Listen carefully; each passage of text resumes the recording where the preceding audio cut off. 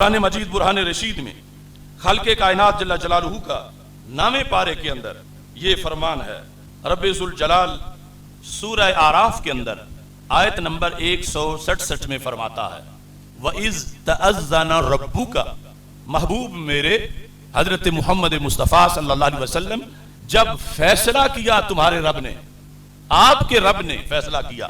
پیچھے ذکر یہاں بھی یہود کا آ رہا ہے، لَيَبْعَثَنَّ عَلَيْهِمْ إِلَى يَوْمِ الْقِيَامَةِ مَنْ يَسُومُهُمْ سُوءَ الْعَذَابِ إِنَّ رَبَّكَ لَسَرِيعُ الْعِقَابِ وَإِنَّهُ لَغَفُورٌ رَحِيمٌ۔ تو خالق کائنات جل جلالہ نے ارشاد فرمایا کہ یہ رب فیصلہ کر چکا ہے، لَيَبْعَثَنَّ عَلَيْهِمْ، ہم سے مراد ہے یہود، کہ اللہ مسلط کرے گا یہود پر۔ کس کو مسلط کرے گا اور کب تک مسلط کرے گا؟ اللہ فرماتا ہے مَن يَسُومُهُمْ سُوءَ الْعَذَابِ، اللہ یہود پر انہیں مسلط کرے گا جو ان یہود کو بدترین عذاب کا ذائقہ چکھائیں۔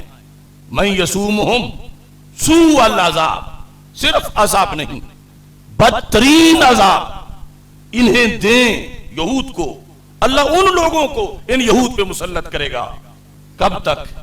کتنی صدیوں تک؟ خالق کائنات فرماتا الى یوم القیامہ، قیامت تک۔ تو الى یوم القیامہ کے اندر یہ 15ویں صدی بھی ہے، یعنی جب قرآن نازل ہوا اس قرآن کے اندر خالق کائنات جل جلالہ نے ایک خبر دی یہود کے خلاف، یعنی بلا وجہ وہ دشمن نہیں قرآن کے، یا تو قسمت بھلی ہوتی تو قرآن کو مان جاتے، تو پھر ڈبل ایمان ملتا، ان کو ڈبل شان ملتی، مگر انہوں نے تکبر کیا، حسد کیا کہ نبوت ہم سے چھن کیوں گئی، اور انہوں نے رسول پاک صلی اللہ علیہ وسلم سے دشمنی کی۔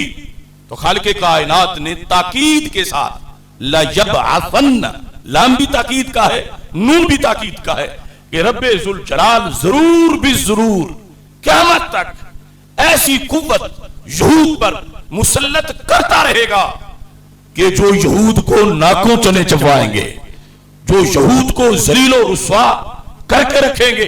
اور ساتھ ہی خالق کائنات جل جلالہ نے یہ فرما دیا ان ربک لسریع العقاب، کہ اللہ بہت جلد عذاب دیتا ہے، یعنی دنیا میں بھی ان کے لیے عذاب وہ جلد آنے والا، اور آخرت کے اندر بھی ان کے لیے پھر دائمی عذاب جو جہنم کا ہے۔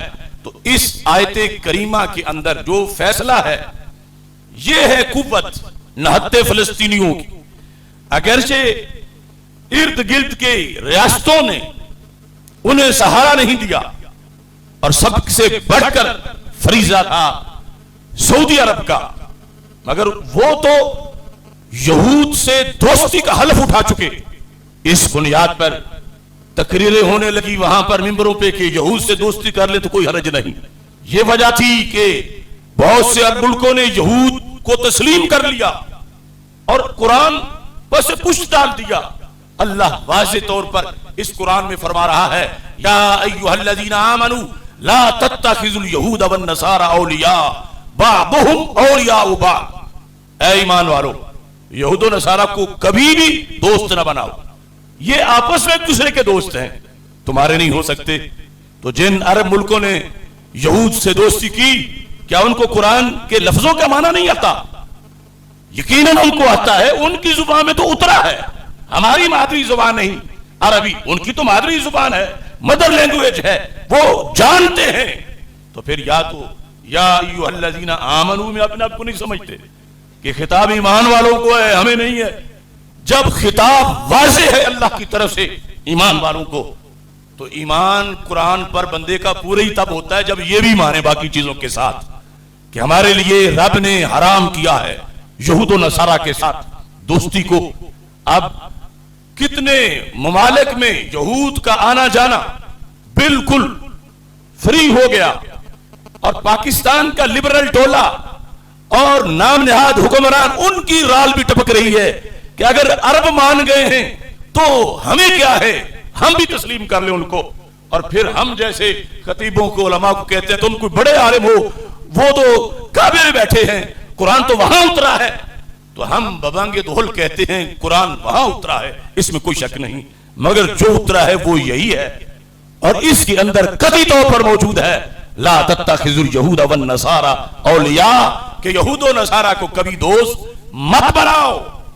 اب یہ اس دوستی کا نتیجہ ہے کہ مسجد اقصی میں تراویح کے دوران مسلمانوں پہ حملہ ہوا، یہ اس دوستی کا نتیجہ ہے کہ ایک ایک دن میں 50-50 طیارے اس یہودی سریٹ کے غزہ پر پروازیں کر کے بمباری کرتے رہے، اور ارد گرد جو بیٹھے ہوئے ملنگ ہیں وہ اپنی دوستی کا ہنی مون منا رہے ہیں، اور انہیں خبر نہیں کہ ان پر ذمہ داری کیا عائد ہو رہی ہے، اور اللہ نے کن لوگوں کی تحسین کی ہے قرآن مجید برہان رشید میں کہ جو ڈٹ جائیں گے یہود کے خلاف اپنی حجت، دلیل اور برہان کی روشنی میں